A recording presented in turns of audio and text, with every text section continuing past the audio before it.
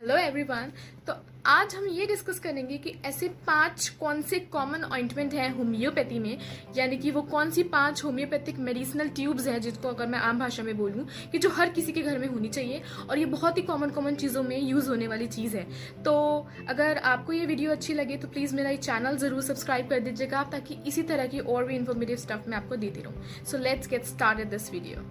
Ointment number 1 is the Apis ointment. Yes, Apis ointment आपको तब use करना है, मान के चलिए कि आपको अगर किसी कीड़े ने काट लिया है, वेस्प ने काट लिया है, हनी बी ने काट लिया है, हिंदी में बोलते हैं येलो कलर का जो ततैया होता है उसने काट लिया है, किसी भी इंसेक्ट ने काट लिया है XYZ, तो उस इंसेक्ट पे जहां उसने काटा है वहां अगर आप एपिस ऑइंटमेंट लगाएंगे तो उससे आपको उसकी जो सूजन हो जाती है काटने के बाद, स्टिंग बाइट के बाद जो सूजन हो जाती है वो कम हो जाती है उससे। तो ये आपको यूज़ करना है। ये मेरा पर्सनल एक्सपीरियंस है। मैंने एक पेशेंट को दिया था, उनकी हिस्ट्री से उनको नहीं पता था कि उनकी आइज़ के नीचे क्यों स्वेलिंग हो रही है, बट जब मैंने एग्जामिनेशन किया और ध्यान से देखा तो मुझे पता चला कि उनको किसी वेस्प ने या किसी कीड़े ने काटा हुआ था। तो मुझे दिख रहा था वो कि काटा हुआ है किसी मच्छर ने, कीड़े ने। तो जब मैंने उनको एपिस ऑइंटमेंट लगाने के लिए दिया तो वो आइस की स्वेलिंग बिल्कुल चली गई। और ना केवल वो ऑइंटमेंट लगाया बल्कि वही एपिस जो मेडिसिन है वो 30 पोटेंसी में मैंने TDS में यानी कि दिन में 3 बार और 3 दिन तक चलाई। और यकीन मानिए कि एक ही दिन में उनकी आंखों के नीचे का जो काट लिया था यहाँ उस कीड़े ने और स्वेलिंग आ गई थी वो बिल्कुल कम हो गई थी, बिल्कुल कम, एक दिन में। तो this is about the Apis mellifica ointment. कब यूज करना है, कैसे यूज करना है वो मैंने आपको बता दिया। तो अगर कोई भी वेस्प या कोई कीड़े ने काट लिया है तो पहले आप उसको साफ करेंगे डेटॉल से। साफ करने के बाद उसको कॉटन से साफ करने के बाद फिर आप उसके ऊपर अपना ऑइंटमेंट लगा सकते हैं।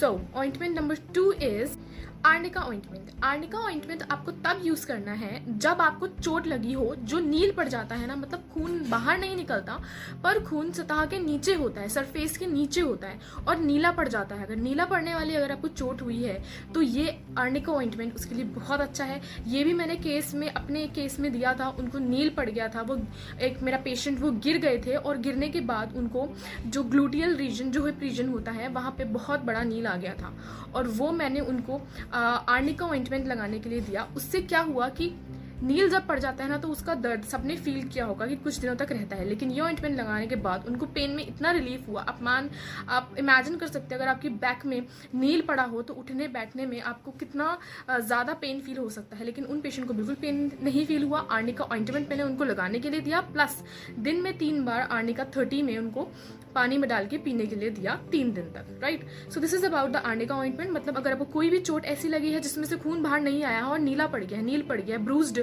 सोर जैसा पेन हुआ है तो आपको लगाना है। दूसरा, आर्निका ऑइंटमेंट एक जगह और यूज होता है, जैसे कि आपको अगर आप गिर गए हैं और एकदम घसीट आ जाती है, जैसे कि स्क्रैच पड़ जाते हैं, एब्रेजन्स हो जाते हैं, लेकिन खून अभी तक उसमें से नहीं निकला है, खून नहीं आना चाहिए, तो आप आर्निका को उस चोट के ऊपर भी लगा सकते हैं, बट उस पर खून नहीं आना चाहिए तो आपको ये आर्निका लगानी है। पेन में रिलीफ करता है, हीलिंग प्रोसेस को जल्दी से प्रोग्रेस में देता है और जल्दी से आपकी हीलिंग उस चोट के ऊपर हो जाती है।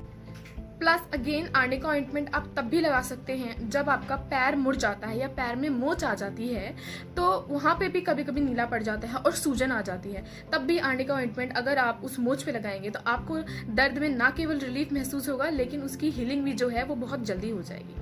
नाउ थर्ड, अगर मैं ऑइंटमेंट की बात करूँ तो वो है रस्टॉक्स ऑइंटमेंट। रस्टॉक्स ऑइंटमेंट आपको कब लगाना है?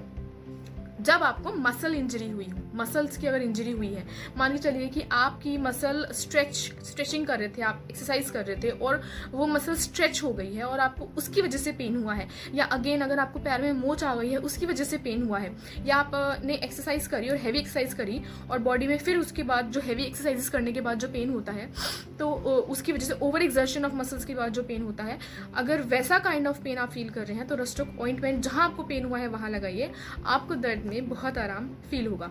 और उसके साथ ही आपको जो है आधे कप पानी में 10 बूंद रस्टॉक्स 30 की लेनी है दिन में 3 बार और 1 वीक के लिए। तो यकीन मानिए आपका वो जो बॉडी पेन, जो मसल पेन है ना, वो बिल्कुल चला जाएगा। अब नेक्स्ट जो ऑइंटमेंट के बारे में मैं बताने जा रही हूँ वो है कैलेंडुला ऑइंटमेंट। कैलेंडुला ऑइंटमेंट में क्या है कि मान के चलिए कि अगर आपको चोट लग गई है और उसमें से अगर खून निकल गया है तो आपको ये कैलेंडुला ऑइंटमेंट यूज करना है। चोट लग गई है, अगर खून नहीं आया है तो आर्निका ऑइंटमेंट, और चोट लग गई है और खून आ गया है, निकल गया है, तो कैलेंडुला ऑइंटमेंट। तो कैलेंडुला ऑइंटमेंट आपको जो भी इंजरी हुई है उसके ऊपर अप्लाई करना है। ऑफ कोर्स उससे पहले आप डेटॉल से और कॉटन से साफ करेंगे उसको, देन उसके बाद ही कैलेंडुला ऑइंटमेंट आपको अप्लाई करना है।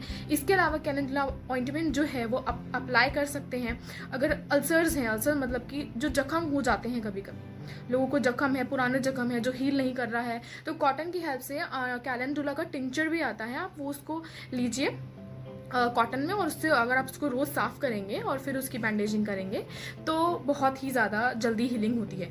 इसके अलावा कैलेंडुला ऑइंटमेंट अगर सुपरफिशियल बर्न्स है तो उसमें भी आप यूज़ कर सकते हैं। Next ointment is the cantharis ointment. Cantharis ointment में आपको कब यूज़ करना है, ये भी जलने पे ही यूज़ होता है।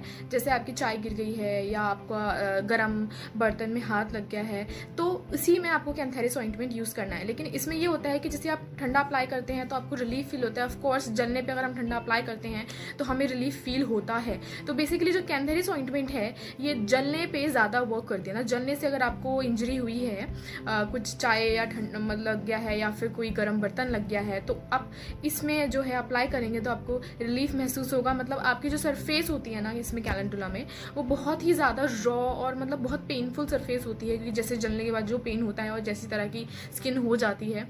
तो अगर आप नहीं चाहते कि उस स्टेट पे आप पहुंचे तो आप पहले ही इसको अप्लाई कर लीजिए। जैसे ही आपको जला है फटाफट से कैंथेरिस का ऑइंटमेंट लगा लीजिए। कैंथेरिस ऑइंटमेंट अगर आपके घर में नहीं है तो कैंथेरिस का टिंचर कॉटन में लेके आप उसको ऊपर अप्लाई कर लीजिए, और ये आपकी जो बर्न इंजरी हुई है आपको उसको बहुत जल्दी से हील करने का प्रोसेस करेगा। तो ये 5 कुछ ऐसे ऑइंटमेंट्स थे जो हर किसी के घर में होने चाहिए, और ये बहुत ज़्यादा बेनिफिशियल है, बहुत महंगे भी नहीं होते हैं, और सबसे बड़ी बात कि इनका इफेक्ट बहुत अच्छा है, रिजल्ट्स बहुत अच्छे हैं। मैंने खुद देखे हैं रिजल्ट्स, आप यूज़ करेंगे तो आप भी उन रिजल्ट्स को देख सकते हैं। और अगर आपको इनके रिजल्ट्स दिखे तो प्लीज़ मेरे कमेंट बॉक्स में आप शेयर कीजिएगा कि आपको इसके रिजल्ट मिले हैं, आपको इसका फ़ायदा हुआ है। तो please like share and subscribe my channel अगर आपको ये वीडियो अच्छी लगी हो। प्लस ये वीडियो शेयर कीजिए कि ऐसी कौन सी कॉमन होम्योपैथिक ऑइंटमेंट्स हैं जो हर किसी के घर में होने चाहिए, क्योंकि इन सब ऑइंटमेंट्स के बारे में ज़्यादातर लोगों को नहीं पता होता है। और सबसे बड़ी बात कि इस ऑइंटमेंट का कोई भी साइड इफेक्ट नहीं है। इनमें से किसी भी ऑइंटमेंट का, जो मैंने 5 ऑइंटमेंट्स आपको बताए, किसी का भी कोई भी साइड इफेक्ट नहीं है। तो उसको हर कोई यूज़ कर सकता है, बच्चे से लेकर बड़े तक।